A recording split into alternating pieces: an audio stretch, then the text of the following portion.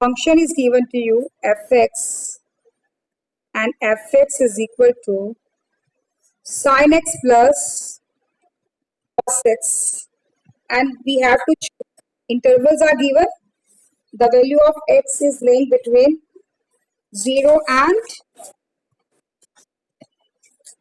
pi by 4. Okay, sorry, 0 and pi by 2. X lying between 0 and 2 pi. Okay, this is the interval. We have to check whether it is increasing or decreasing. So first of all, derivative. Okay, solution I'm writing. So f dash x will be equal to derivative of sin x is cos x. Okay, and derivative of cos x is minus sin x. ठीक है, and for increasing decreasing के लिए we put the derivative is equal to 0.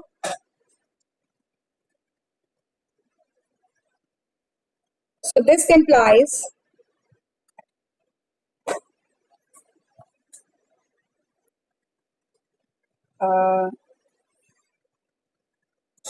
sin cos x minus sin x equal to 0.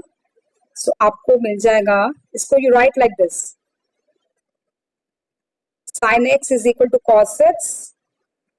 अब आप क्या करिए, इसे form में ले आइए, यहाँ दोनों तरफ cos x से डिवाइड कीजिए, 10 की फॉर्म में इसका आंसर निकाल लीजिए. Okay,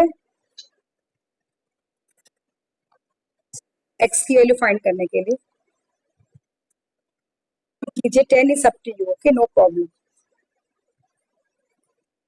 and you know that 10 जो होता है, ठीक है, 1 होता है एट पाई बाय 4 पे. ठीक है,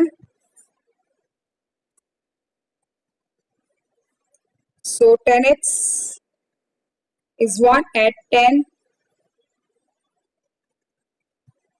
pi by 4, and next किस पे होगा, pi plus pi by 4 पे, because you know that I'm explaining why we're writing here pi plus pi by 4. आपको मालूम है क्योंकि 10 is positive, है ना, का पॉजिटिव आंसर आता है, and 10 is positive in second quadrant. You all know, add sugar to coffee. देखिए, तो पॉजिटिव वैल्यू 1 है ना, पॉजिटिव आ रहा, it will come in first quadrant and in third quadrant. That's why, and we are talking about this whole interval.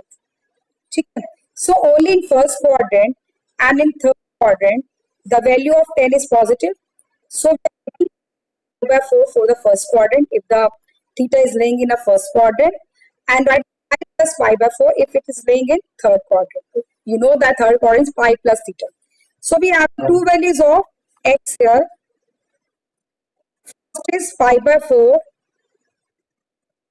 and another is 10 pi by 4. x दो values आ जाएंगे आपके पास. First is pi by 4, okay, another is 5 pi by 4. करते हैं, the function is increasing in which interval and decreasing in which interval. ठीक है, okay, so we are drawing a number line here. है आपका 0 to 2 pi. ठीक है, and sub intervals are pi by 4, 5 pi by 4. Okay, अब ऐसा करना है, इसके मिड में कोई वैल्यू ले लो, इसके मिड में कोई वैल्यू ले लो, इसके मिड में कोई वैल्यू ले लो और इसको फंक्शन में पुट करके देखो इंक्रीजिंग है या डिक्रीजिंग किस में है. Okay, so these are the intervals 5 pi by 4 and 2 pi by 4. Clear? So we are taking interval 0 pi by 4 ले लेते हैं यहाँ पे. ठीक है बेटा, एक नेक्स्ट ले लेते हैं pi by 4 to 5 pi by 4.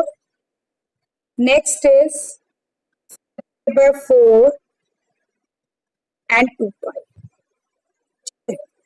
चलो अब चेक करते देखो, साइन चेक करते हैं फंक्शन का.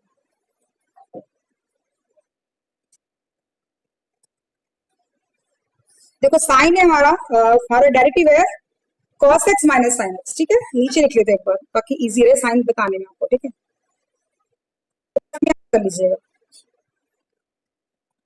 ठीक है।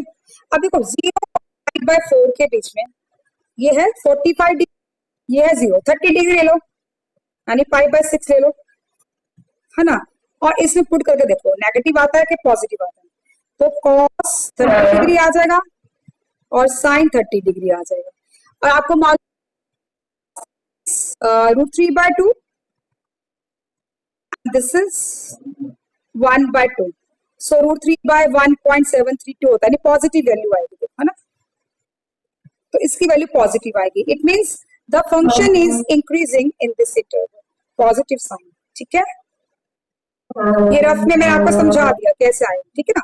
आप 0 और 6 के बीच में कुछ भी रख लो, मैं 30 रख रही हूँ, f'(x) ये मेरा ये था cos 30 माइनस साइन 30, cos 30 3/2 और साइन 30 हो गया -1/2, तो 1.73 माइनस 1 जो हो जाएगा आपका 0.73/2 कुछ भी आ जाएगा, एंड दिस इज पॉजिटिव, है ना।